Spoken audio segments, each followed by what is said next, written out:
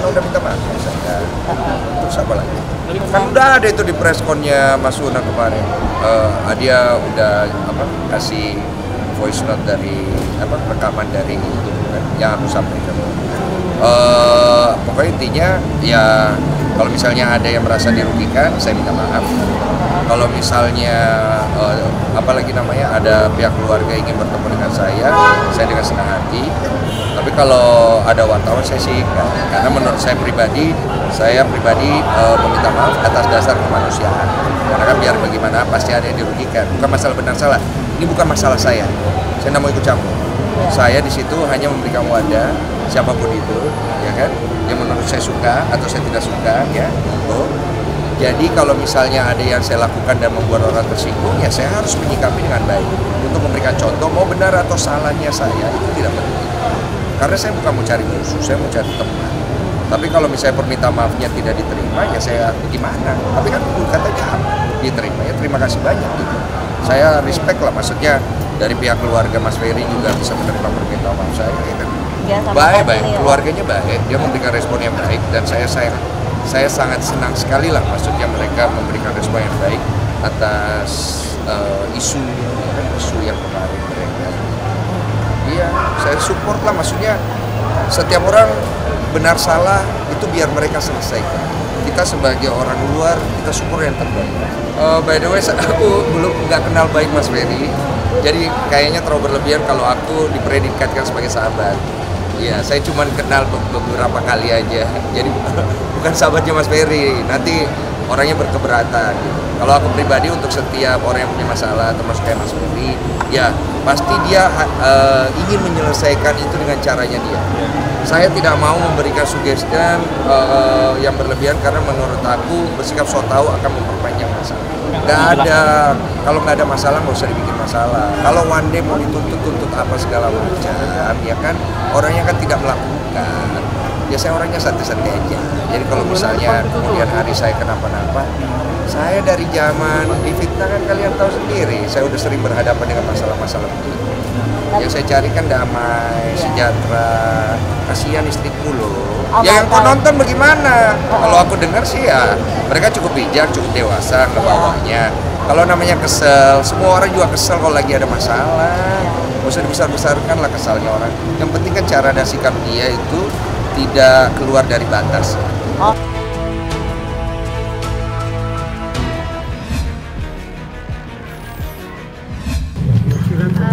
Saya ini ibunya Pak Ferry. Itu mobilnya ada, Pak. Mobilnya itu ada Pak, dua-duanya. Kan Bapak ini bilang, ibu dari mana? Saya ibunya Mas Ferry. Saya bilang gitu. Ya, terus apa katanya? Terus masuk ke dalam katanya. Saya bilang dulu. Tapi keluar lagi nggak ada katanya. Kayaknya udah pergi. Lah itu mobilnya kan ada dua-duanya. Iya, dua-duanya. Mobil yang satu Perito, yang satu mobil itu biasa suka buat nganter Mbak Vena, nganter Fania. Ya udah nggak apa-apa deh. Oh iya, saya pengen komunikasi, ya kan, bagaimana gitu saya sebagai orang tua, ya kan. Ya iyalah kecewa lah, soalnya saya orang tua, istilahnya kok nggak dihargain gitu. Memang pada saat itu tanggal 8 saya mengirimkan foto saya ke adiknya Ferry, Maya. Kemudian Maya memang menanyakan dan meminta maaf, tapi dia sendiri kan nggak ngerti apa persoalannya. Karena pada saat itu saya juga harus visum, saya juga harus bikin BAP sendiri. Jadi pada saat itu saya tidak menjawab. Tapi sebetulnya saya kan juga punya keluarga ya. Saya jujur di hati kecil saya yang paling dalam. Saya juga masih punya orang tua. Di sini ada bapak saya, ada adik saya, ada terutama ibu saya lah yang melahirkan saya. Ya saya cuma mungkin beberapa hari awal gitu, saya masih mengharap, karena Ferry kan pulang sebetulnya tanggal 9. Saya masih mengharap Ferry itu jujur sama keluarganya. Saya masih mengharap Ferry itu bisa bicara kebenaran. Karena saya awal mencintai Ferry karena saya anggap dia hijrah kan. Orang yang hijrah harusnya orang yang jujur, terutama kepada Allah dan pasti terhadap dirinya sendiri, apalagi terhadap keluarganya. Dia mengaku salah itu lewat video, Itu yang pertama, kedua yang di Kapolresta Kediri, dan yang ketiga di Polda Jawa Timur dia mengakui. Nah, sekarang saya nggak tahu lagi gimana. Ternyata sudah dari awal mencoba menghubungi Vena, mencoba menghubungi mamanya Vena. Artinya sama-sama, ini kan suami istri ya. Lain kalau orang tidak kenal. Ini suami istri yang biasanya kalau ada keributan mungkin para orang tua bisa berkomunikasi kalau memang anaknya lagi tidak bisa atau tidak mau berkomunikasi. Tapi kan biasanya nih, ini kebiasaan termasuk saya pribadi juga kan biasanya orang tua berkomunikasi, nih anak kita ada apa, bagaimana, itu yang sebenarnya Mami harapkan selama ini. Saya juga mengerti bagaimana kondisi keluarganya. Kalau nggak ngerti cerita yang sebenarnya pasti jadi kemana-mana kan. Ya memang semua kuncinya di Ferry. Makanya saya selalu bilang, Abi, gentleman lah. Artinya ya silahkan dijabarkan bagaimana dia gentle mempertanggungjawabkan tuduhan. Saya nggak bilang perbuatan ya, tuduhan. KDRT dia pertanggungjawabkan, dia datang, dia tahu dia akan ditahan, dan saat ini sampai sekarang dia belum pulang, artinya dia gentle menjalani proses ini gitu. Ya memang udah hijrah ya, emang dari dulu juga memang dia mah soal agama mah memang itu apa, sholat ini tetap aja. Makanya di sana dia udah deh, kamu jangan tinggalin sholat, minta sama Allah deh, minta yang terbaik aja. Kita maunya terbaik buat semuanya ya, buat keluarga, kedua belah keluarga deh, minta yang terbaik aja. Saya mau bertemu kalau Ferry mengakui kesalahannya.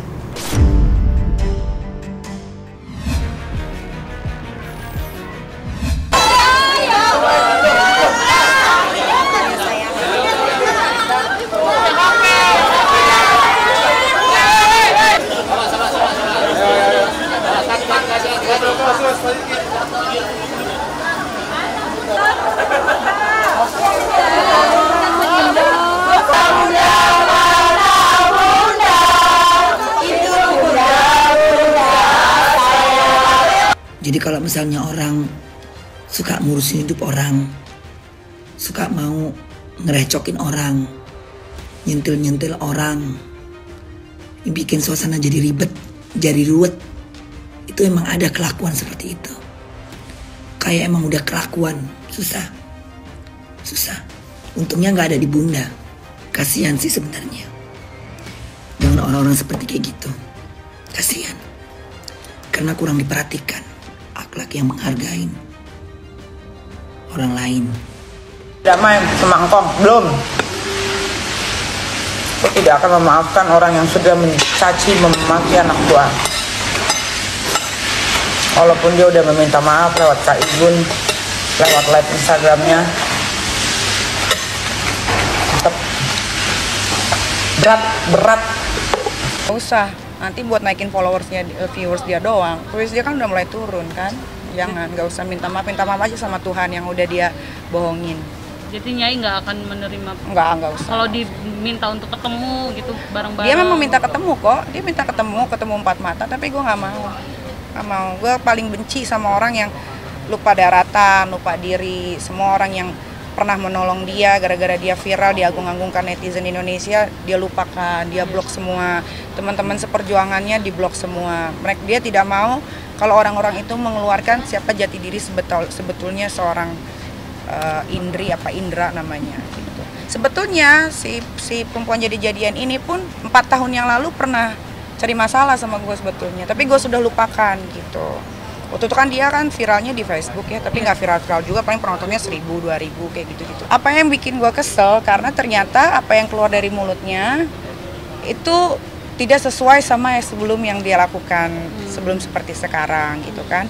Terus setelah gue cari tahu, yang dia bilang katanya uangnya sudah dibelikan Al-Quran, dikasih ke anak yatim pun itu bohong gitu. Makanya gue ini, maksud gue gini ya, orang Indonesia ini kalau untuk urusan yatim piatu, bawa Al-Quran gitu kan simpatiknya kan keluar kan, tapi ketika dikasih tahu kenyataan bahwa tidak seperti itu, tidak terima gitu kan. Padahal katanya di Indonesia ini nggak suka sama LGBT, nggak boleh bencong-bencongan. Tapi ini sekarang udah dikasih tahu bahwa dia seorang laki-laki, dia juga ternyata makin kesini kan live-nya makin barbar ya, segala kelamin lah, binatang semua disebut gitu kan, gitu.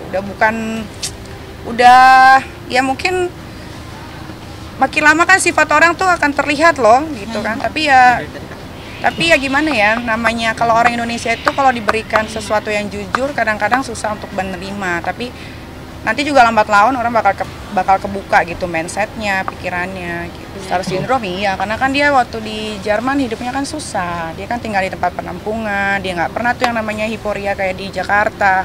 Tinggalnya kayaknya segede mobil gua ini deh.